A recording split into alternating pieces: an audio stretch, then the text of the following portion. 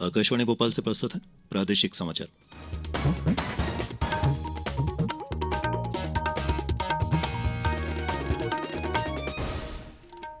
नमस्कार, समाचारों के साथ मैं प्रशांत सिंह। उत्तराखंड में सिलक्यारा सुरंग में 17 दिन तक फंसे श्रमिकों को कल रात सुरक्षित निकालने से राष्ट्र ने राहत की सांस ली है। सिलक्यारा से बरकोट के बीच निर्माणाधीन सुरंग का एक भाग 12 नवंबर को ढह जाने के कारण ये सभी श्रमिक सुरंग में फंसे रह गए थे। इसके बाद राज्य सरकार और केंद्र सरकार की सभी एजेंसियों, अधिकारियों और कर्मचारियों ने बचाव मिशन को सफल बनाने के लिए युद्ध स्तर पर काम किया। इस दौरान फंसे हुए श्रमिकों को भोजन, ऑक्सीजन और एक पाइपलाइन के जरिए संपर्क के लिए फोन भी दिए गए थे। श्रमिकों और उनके परिवारजनों ने श्रमिकों को सुरंग से सुरक्षित बाहर निकाले जाने पर केंद्र और राज्य सरकार के प्रति आभार व्यक्त किया है।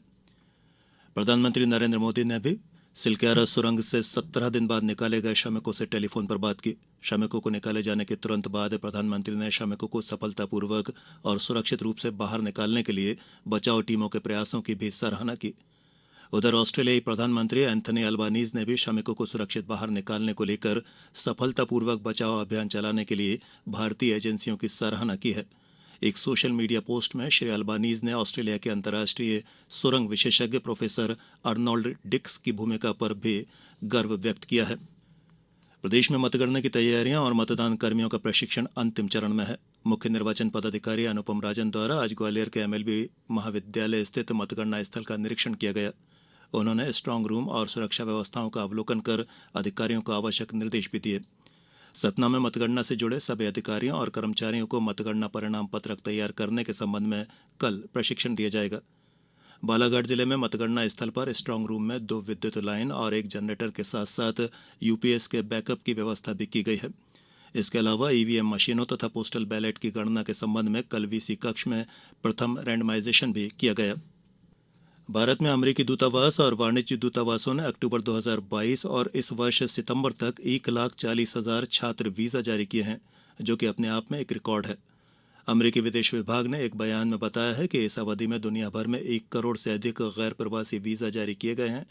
अमेरिकी दूतावास ने इसके अलावा लगभग 80 लाख लोगों के लिए व्यापार और पर्यटन वीजा भी जारी किए हैं, जो कि 2015 से अब तक की सर्वाधिक संख्या है। शिवपुरी जिले में इस साल टमाटर का जोरदार उत्पादन हुआ है। अच्छे उत्पादन के बीच किसानों को टमाटर के अच्छे दाम मिल रहे हैं। शिवपुरी जिले में इस साल 15,000 हेक्टेयर क्षेत्र में टमाटर हुआ है। दिल्ली, कानपुर, लखनऊ, कोलकाता और नेपाल में बड़ी मांग होने के कारण शिवपुरी का टमाटर इन जगहों पर भेजा जा रहा है। शिवपुरी के किसानों ने बताया है कि इस समय 30 किलो की एक क्रेट 500 से 600 रुपए में बिक रही है। इसके फलस्वरूप किसानों को 15 से 20 रुपए प्रति किलो का भाव मिल रहा है। इसके अलावा बाहरी राज्यों में भी टमाटर की डिमांड लगातार बनी हुई है। और अब इस बुलेटिन के कुछ समाचार संक्षेप में। सतना में एनसीसी दिवस के उपलक्ष्य में कल शासकीय आईटीआई के एनसीसी कैडेट्स द्वारा जिला अस्पताल तक रक्तदान के लिए समाज में प्रेरणा देने के उद्देश्य से एक विशेष रैली निकाली गई। टीकमगढ़ जिले में शिक्षा विभाग ने बोर्ड परीक्षाओं की तैयारियां शुरू कर दी है। कक्षा 10वीं और 12वीं की बोर्ड परीक्षा 5 फरवरी से शुरू होगी। शहडोल जिले में बीते 2 दिन से आसमान में बादल छाए हुए हैं। रिमझिम बारिश के बाद यहां सुबह घना कोहरा है और ठंड के कारण कई जगह लोग आग तापते भी देखे जा रहे हैं। और बैतूल में बारिश की वजह से कृषि उपज मंडी में 3 दिन के अवकाश के बाद आवक घटकर लगभग आधी हो गई है। प्रादेशिक समाचारों के इस बुलेटिन में फिलहाल इतना ही। आज्ञा दीजिए। नमस्कार।